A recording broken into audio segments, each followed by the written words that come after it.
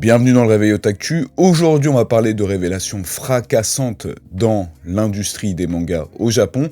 On va aussi parler d'un nouvel animé très prometteur pour 2025 et on va revenir sur les chiffres de visionnage de Naruto et de One Piece sur Netflix. J'ai mené ma petite enquête. Réveil Otaku, c'est parti. Le 15 mars dernier a eu lieu une sorte de meeting entre les 4 éditeurs en chef des 4 magazines de prépublication hebdomadaire les plus connus au Japon, et parmi eux, il y avait l'éditeur en chef du Weekly Shonen Jump, ainsi que l'éditeur en chef du Weekly Shonen Champion, et c'est ces deux-là qui vont nous intéresser, puisqu'on a appris quand même quelque chose d'assez farfelu. Ça va surtout concerner Osamu Nishi, qui est donc la mangaka qui a fait Welcome to the Demon School Iruma-kun, et dernièrement Ichi the Witch, pardon. Et lors de la création de Ichi the Witch, on y apprend que Hideo Matsumaya, donc le rédacteur en chef du Weekly Shonen Champion, avait espéré que le manga ne vienne jamais le jour. Pourquoi ? Parce que l'autrice était en contact avec l'éditeur en chef du Weekly Shonen Jump.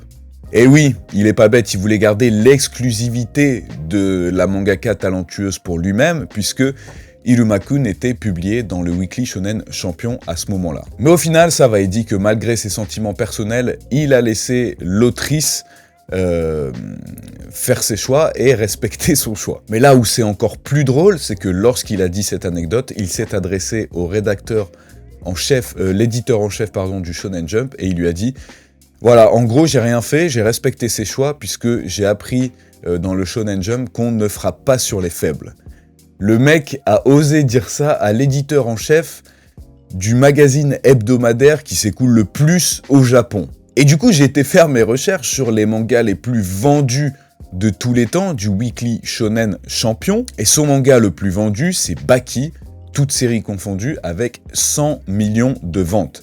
Sachez que le premier du Weekly Shonen Champion n'est même pas dans le top 5 du Weekly Shonen Jump. En 5e, ils ont Demon Slayer avec 150 millions de ventes.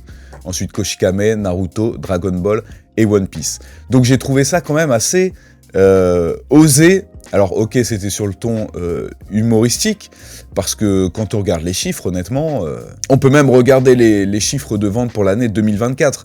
Au Shonen Jump, on a One Piece, premier 1 200 000 ventes, deuxième Jujutsu 937 000, bon, là ça dégringole, troisième Blue Box, 103 000 ventes, pardon, Sakamoto Days 100 000 et Kagurabachi 85 000. Alors que du côté du Weekly Shonen Champion, le premier, c'est Iruma-kun, forcément, le manga dont on parle dans cette vidéo, qui est à 155 000 ventes. Deuxième, Makai no Shuyaku. Troisième, Yowamushi Pedal, avec seulement 50 000 ventes. Saint-Seiya Next Dimension, 40 000 ventes. Et on finit avec Tougen Anki, 37 000 ventes. Donc en termes de ventes, on se demande entre les deux qui est vraiment le plus faible. D'ailleurs, ça a mis très très mal à l'aise l'éditeur en chef du Shonen Jump, qui a un petit peu détourné le regard. Et voilà, je voulais vous parler de cette anecdote parce que pour moi, elle montre parfaitement le type de pensée des Japonais, c'est-à-dire on va te faire des petites blagues, mais c'est une sorte de passif agressif. Sortir une dinguerie comme ça, un autre éditeur en chef d'un autre magazine lors d'une conférence, surtout que c'était quelque chose de privé, qui n'avait jamais été public jusque-là, donc j'imagine même pas toutes les autres dingueries qu'il pourrait avoir concernant d'autres mangas ou d'autres mangaka. Alert Banger 2025, je sais, il y en a quasiment toutes les semaines, mais Bullet qui arrive cet été risque vraiment pour le coup d'être exceptionnel. Animé original de Sungu Park, alors je sais pas si vous vous souvenez de lui, mais c'est quand même celui qui a fait la première saison de Jujutsu Kaisen, rien que ça. Et Bullet, c'est son bébé puisque c'est un projet sur lequel il travaille depuis 10 ans et ce sera le premier animé fait par son nouveau studio d'animation. Alors je vous fais un petit peu le topo. L'histoire se passe dans un monde complètement en ruine où les gens survivent en récupérant des vieilles technologies. Et on va suivre les aventures de Gear, qui est le personnage principal, qui est un ferrailleur, accompagné de Shirokuma, son pote ours polaire accro aux jeux vidéo, ainsi que Q Zeroni Ichi-san, donc 213, un robot avec 4 personnalités différentes. Et à partir de là, ils vont se faire traquer par un groupe armé qui veulent récupérer un objet mystérieux. Donc en vrai, le synopsis est plutôt original. Niveau chara-design, on a le mec derrière le chara-design de Hunter x Hunter, et on nous promet des scènes d'action explosives avec des courses-poursuites de voitures à la Initial D. Mais en plus de ça, ils ont mis le paquet niveau seiyuu, puisque le personnage principal sera interprété par le seiyuu qui a fait Armin dans l'Attaque des Titans. L'ours polaire, ce sera la voix de Silver Fang dans One Punch Man. Et alors là, le robot qui a 4 personnalités, ils lui ont mis 4 voix différentes.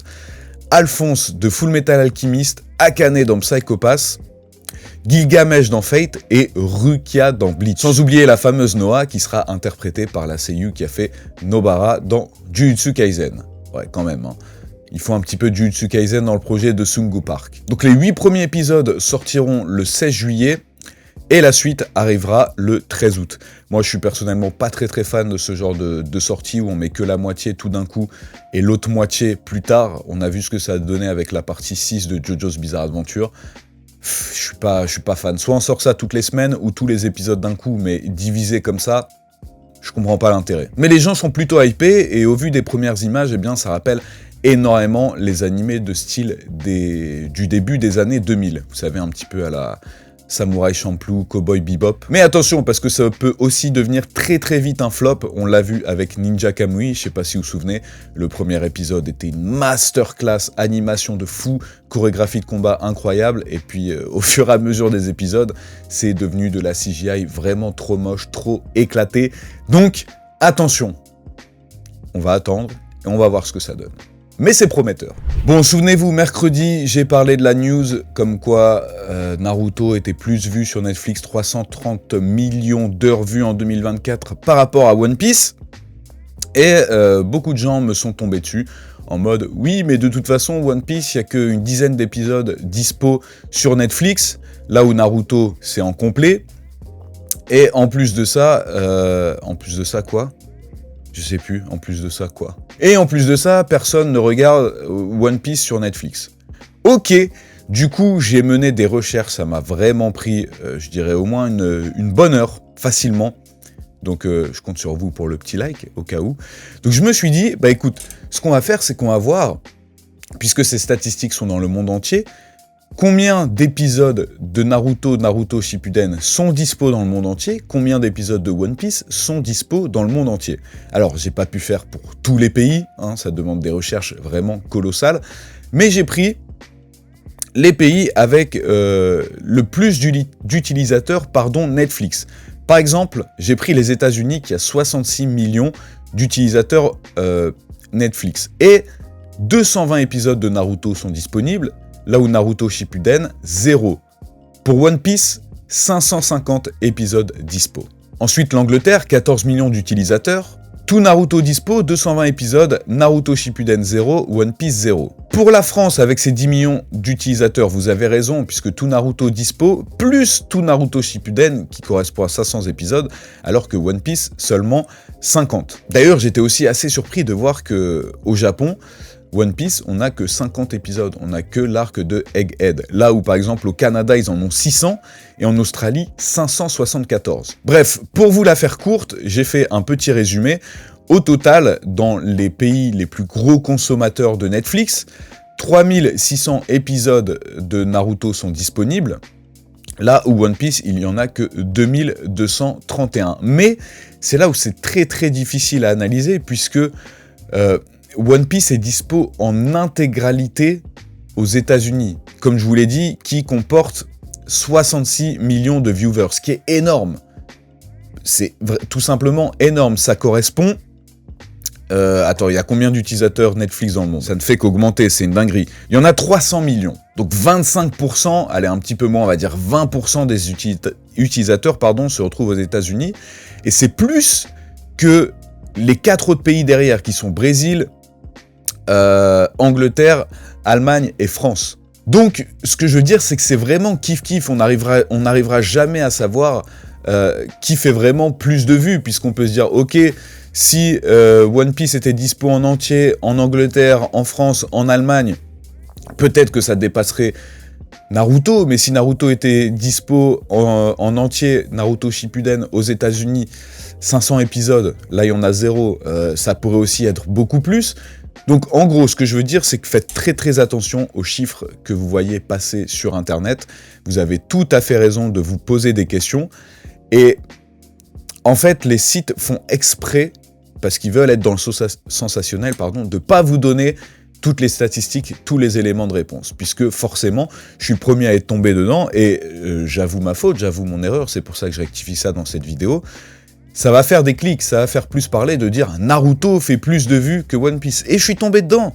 Et on est tous tombés dedans. Mais au final, tout ce qu'on peut dire, c'est que il n'y a pas vraiment de moyen de pouvoir jauger tant que tous les épisodes ne sont pas tous dispo dans tous les pays sur Netflix. Et pourquoi ne pas juste profiter de ces 2 bangers et ne pas faire de guerre?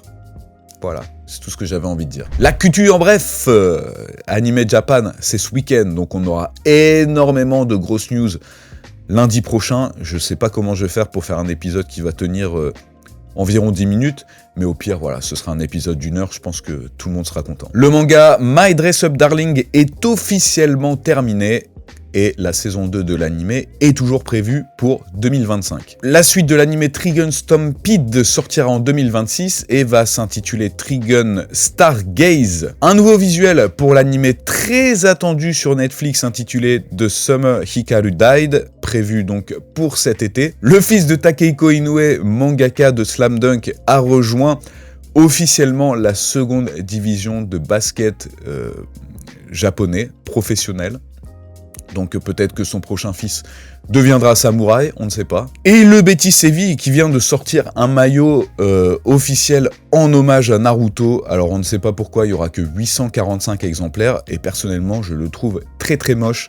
Ça me fait penser au maillot, au fake maillot du Japon que vous pouvez voir avec des persos de manga, d'anime ou des dragons ou je sais pas quoi que tu peux trouver sur les sites de contrefaçon chinois. Franchement, je ne suis pas fan. Merci à tous d'avoir suivi le réveil Otaktu. Comme d'habitude, vous savez ce que vous avez à faire si vous avez kiffé. Le petit like, le petit commentaire. Vraiment, merci à tous pour tous vos commentaires sur les précédents épisodes.